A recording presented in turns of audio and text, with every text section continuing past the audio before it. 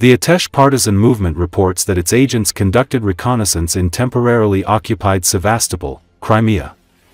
According to the report, the movement's agents have scouted an active air defense base. It is noted that the occupiers are actively preparing and reinforcing security measures, such as moving mobile fire groups, inspecting equipment, and delivering ammunition. These activities suggest that the occupiers are preparing for strikes on military facilities in Crimea, something they clearly fear in light of recent massive Ukrainian UAV attacks on Russian territory. Ukrainian partisans provided the coordinates of the military unit. In addition, our agents updated information about this military facility and passed it to representatives of the defense forces of Ukraine. We will not disclose details yet, let it be an unpleasant surprise for Russians, the statement reads. The partisans said they updated Ukraine's military with fresh intelligence on Russian operations, including key activity at a sensitive military site. They declined to reveal full details, hinting at a future, unpleasant surprise for Russian forces. Recall, on May 16, explosions rocked several areas across occupied Crimea. Atesh reported that strikes hit near the settlement of Perivaln in southern Crimea.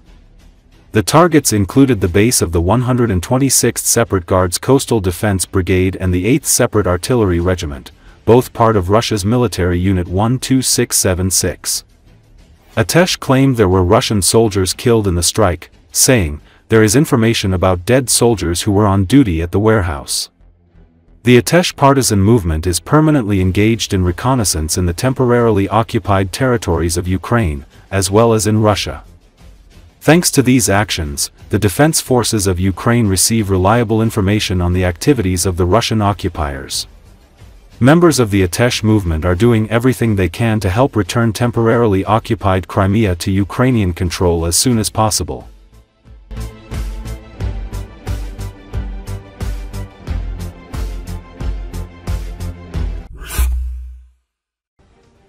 War continues in Russia's Kursk Oblast, and the Kremlin is losing control even on the information front, says military expert Valery Ryabik. Espresso reports. On the 22nd of May, Russian President Vladimir Putin publicly announced plans to create a sanitary zone in Sumy and Kharkiv oblasts to protect Kursk and Belgorod oblasts from Ukrainian attacks.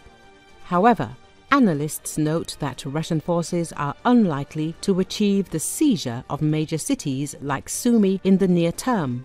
Fighting in the Kursk direction remains intense. Russian forces are pushing hard but have been unable to dislodge Ukrainian defenders. The expert continues. The Kremlin is trying to boost the morale of its population through propaganda, but it's not very effective, as some residents of Kursk Oblast have already fled, Ryabik notes.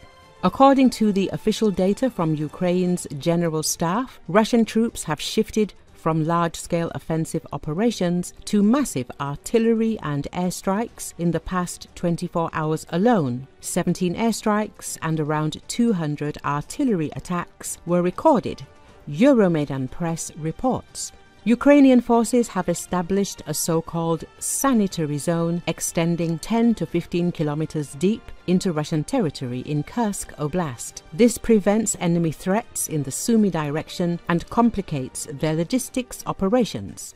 Ryabik also reports that Russian forces are amassing forces for potential active operations in Sumy and Kharkiv oblasts, using Kursk as a staging area.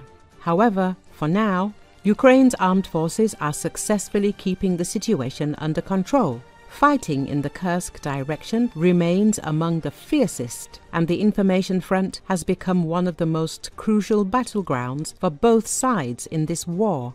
Recall, Vladimir Putin has visited Kursk for the first time since claiming to have completely retaken the Russian region from Ukrainian forces. Putin again refused to commit to a 30-day ceasefire proposed by Washington and Kiev during his call with Trump earlier this week. He said the Kremlin was ready to work with Ukraine on a possible ceasefire for a certain period of time, but neither Putin nor Trump discussed a time frame for a possible truce, said Kremlin presidential aide Yuri Ushakov.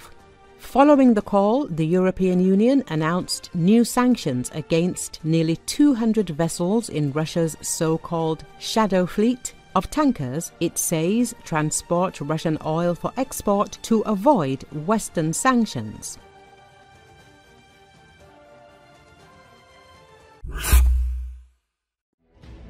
Russian soldiers attempting to cross the Oskil River have been destroyed in an operation carried out by Ukrainian troops. The occupiers tried to cross this body of water in the area, but their armored vehicle sank. A video circulated in Telegram app shows the operation. The video captures the moment Ukrainians strike the boat transporting Russians in the river in Kherson region. The video footage also shows Ukrainian drones capturing the fleeing Russian servicemen. Russian troops have intensified their attacks on the Kupiansk front and large-scale Russian advance in Kherson region is anticipated. Despite this, Ukrainian forces intercept Russians who approach the frontline positions. Russian troops have intensified ground attacks in several areas along the front line over the past few days but failed to break through Ukraine's defense lines.